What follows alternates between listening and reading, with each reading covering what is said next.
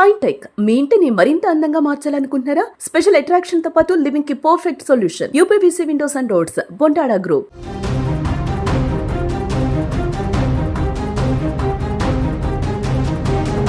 కన్న తండ్రి అంటే దైవంతో సమానం. కానీ ఆ కొడుకుల దృష్టిలో మాత్రం తండ్రి అంటే 3 కోట్ల ఇన్సూరెన్స్ పాలసీ డబ్బు. ఆ డబ్బు కోసం మనిషి ఎంతగా దిగజారిపోతున్నాడో చెప్పడానికి నేను చెప్తున్నటువంటి ఈ ఘటన నిదర్శనం. ఆస్తి కోసం అడగటం చూశాం, గొడవ పట్టడం చూశాం.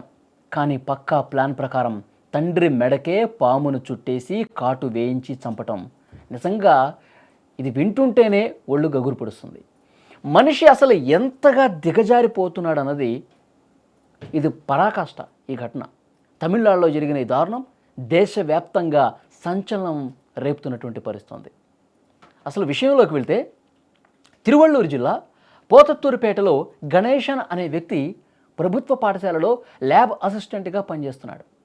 అక్టోబర్ 22న ఆయన ఇంట్లో నిద్రిస్తున్నటువంటి సమయంలో పాము కాటుకు గురై చనిపోయారని అందరూ భావించారు.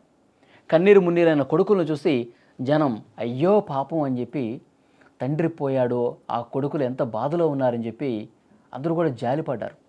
పోలీసులు కూడా ఇది సాధారణ మరణమే అని కేసు మూసేశారు.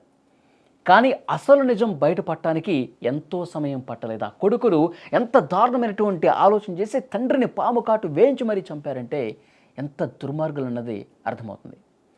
గణేశన్ పేరు మీద ఏకంగా 3 కోట్ల రూపాయల విలువైన బీమా పాలసీలు ఉన్నాయండి. ఆయన చనిపోయిన కొన్ని రోజులకే కొడుకులు మోహన్ రాజా, హరిహరన్ ఆ డబ్బు కోసం కంపెనీ దగ్గరికి వెళ్ళారు. అయితే అంత పెద్ద మొత్తం ఇచ్చే ముందు ఎంక్వైరీ చేస్తారు కదా ఎవరైనా సరే. బీమా డబ్బులు ఇవ్వాలి అంటే అతను ఏ విధంగా చనిపోయాడు, దానికి కారణం ఏంటి, చనిపోవటానికి వేరే కోణాల్లో ఏమైనా వాళ్ళు ఇన్వెస్టిగేట్ చేస్తారు డెఫినెట్గా. ఎందుకంటే కోట్ల రూపాయలతో ముడిపడి ఉన్నటువంటి బీమా డబ్బులు కాబట్టి. ఇన్వెస్టిగేట్ చేస్తున్నటువంటి సమయంలో అనుమానం వచ్చిన వాళ్ళకి ఐజీ అస్రా గార్గ్ పర్యవేక్షణలో పోలీసులు వాళ్ళకి నిజం తెలిసింది, ఫిర్యాదు చేశారు. తవ్విన కొద్దీ నిజాలు అనేవి బయటకు వస్తూ ఉన్నాయి. అసలు ఈ కేసుకు సంబంధించిన పూర్తి వివరాలు తెలిస్తే షాక్ అయిపోయారు అక్కడ అధికారులే. పోలీసుల దర్యాప్తులు తేలింది ఏంటంటే తండ్రి మీద ఉన్న ప్రేమ కంటే ఆయన మరణం తర్వాత వచ్చే 3 కోట్ల డబ్బు ఆయన ప్రభుత్వ ఉద్యోగం మీదనే కొడుకులకు కనబడింది. ఎవ్వరికీ అనుమానం రాకుండా ఉండాలని వాళ్ళు ఒక పాము పట్టే వ్యక్తి దగ్గర విషపూరితమైనటువంటి పామును కొనుగోలు చేశారండి. పాములు పట్టే వాళ్ళ దగ్గరికి వెళ్ళారు. వాళ్ళు వెళ్ళి ఒక విషపూరితమైనటువంటి పాము ఇట్లా కాటేస్తే చచ్చిపోవాలి, అలాంటి పాము ఇవ్వండి అని చెప్పి అతని దగ్గర నుంచి తీసుకున్నారు. అక్టోబర్ 21న రాత్రి తండ్రి గాఢ నిద్రలో ఉన్నటువంటి సమయంలో కొడుకులిద్దరూ తమ స్నేహితులతో కలిసి ఆ పాముని తండ్రి మెడపై వదిలారండి. అది కరిచేలా చేశారు. ఆయన స్పాట్, ప్రాణాలు పోయాయి. వాళ్ళు పాముని ఇట్లా వదిలిన తర్వాత ఎప్పుడు కాటేస్తుందా కాటేయకుండా పక్కకి వెళ్తుంటే మళ్ళీ తీసుకొచ్చి మెడ దగ్గర వదలటం, ఇలా చేశారు. ఎట్టకేలకు వాళ్ళు అనుకున్నది జరిగింది, కాటేసింది.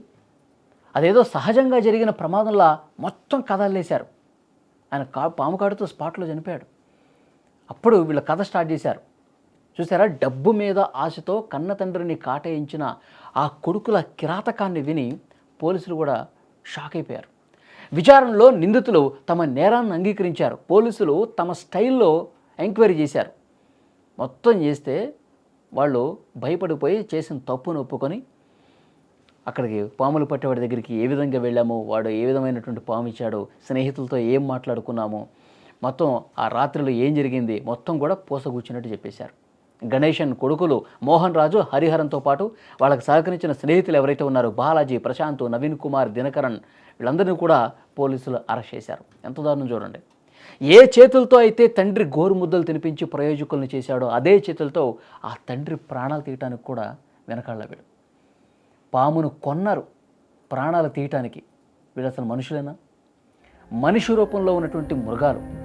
డబ్బు కోసం వీళ్ళు మనసును చంపుకొని కన్నవాడిని కాటికి పంపినటువంటి ఘటన నిజంగా ఈ సమాజానికి కూడా హెచ్చరిక లాంటిదండి. నిందితులకు కఠిన శిక్ష పడితేనే ఇలాంటి వాళ్ళ నేరాలకు చెక్ పెట్టే పరిస్థితి ఉంటుంది. ఎంత దుర్మార్గం చూడండి. కన్న తండ్రిని ఇంత దారుణంగా చంపేస్తారా డబ్బు కోసం? అంటే 3 కోట్ల రూపాయలు వస్తే హ్యాపీగా మనం పంచుకోవచ్చు, మనం హ్యాపీగా అంటే చిన్నప్పటి నుంచి నిన్ను పెంచి, నిన్ను చదివించి, నిన్ను పెద్దోడిని చేసి అసలు ఆ ప్రేమంతా ఏమైపోతుంది? కన్న వాళ్ళ పట్ల కనీసం ప్రేమ లేకుండా డబ్బు మీద వ్యామోహం మోస్తూ ఈ విధంగా తయారయ్యారు పిల్లలు. ఎంత బాధ కలుగుతుంది చూడండి. వాళ్ళు యాక్టింగ్ చేసేసారు. తండ్రి పాము కడతో చనిపోయాడని చెప్పి ఇరుగు పొరుగు వాళ్ళందరూ కూడా వాళ్ళు నిజంగా ఏడుస్తున్నారేమో, కన్న తండ్రి పట్ల వాళ్ళకి ఎంత ప్రేమ ఉందో అని చెప్పి వాళ్ళందరూ కూడా భ్రమపడ్డారు. ఇప్పుడు వాస్తవ వెలుగులోకి వస్తే ముక్కు మీద వేలేసుకుంటున్నారు. ఇలాంటి దుర్మార్గుల వీళ్ళు కన్న తండ్రిని ఇంత దుర్మార్గంగా పాముతో కాటు వేయించి మరీ చంపేశారా? వీళ్ళు అసలు మనుషులైనా? వీళ్ళని అసలు జైల్లో పెట్టి కొన్ని సంవత్సరాలు ఉంచాలి, అప్పుడు కానీ వీళ్ళకి బుద్ధి రాదు. ఇలాంటి నేరాలు చేసే వాళ్ళందరినీ ఇంకా కఠినంగా శిక్షించాలని చెప్పి అక్కడున్న స్థానికులు కూడా డిమాండ్ చేస్తూ ఉన్నారు. చాలా బాధ కలుగుతుంది నిజంగా. కొడుకులా వీళ్ళు? సో చాలా బాధాకరమైన విషయం. ఈ వీడియో చూసిన ప్రతి ఒక్కరు కూడా స్పందించండి. ఇలాంటి కొడుకుల్ని ఏం చేయాలి? కేవలం డబ్బు కోసమే చేసే ఇలాంటి కొడుకుల్ని ఎలాంటి శిక్ష ఇస్తే కరెక్ట్? ప్లీஸ் காமெண்ட். அந்த கம்ப்ளைண்ட்டில் ஒருத்தர் திரு கணேசன் சொல்லி இங்கே கவர்மெண்ட் கேர்ள்ஸ் ஹையர் செகண்டரி ஸ்கூலில் லேப் அசிஸ்டண்ட்டாக இருக்காங்க. அவர் வந்து ஸ்னேக் பைட்டில் இறந்துட்டாங்க, பாம்பு கிடச்சி இறந்துட்டாங்க சொல்லி நமக்கு கம்ப்ளைண்ட் வந்தது. Case was registered. ஒரு 194 BNSS செக்ஷனில் கேஸ் ரெஜிஸ்டர் பண்ணியிருக்கோம். அது என்ன லீகல் ஃபார்மாலிட்டிஸ் இருக்குதோ, லீகல் ஆக்ஷன் என்னென்ன எடுக்கணுமோ அது இன்வெஸ்டிகேஷன் படி லோக்கல் ஸ்டேஷனில் நடவடிக்கை எடுத்தாங்க.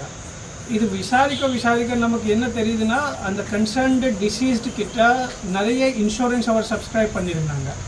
கிட்டத்தட்ட அவரோட ஃபேமிலியில் ஒரு 11 இன்சூரன்ஸ் சப்ஸ்கிரைப் பண்ணியிருந்தாங்க. அதில் 4 இன்சூரன்ஸ் இவரோட பேரில் இருந்தது.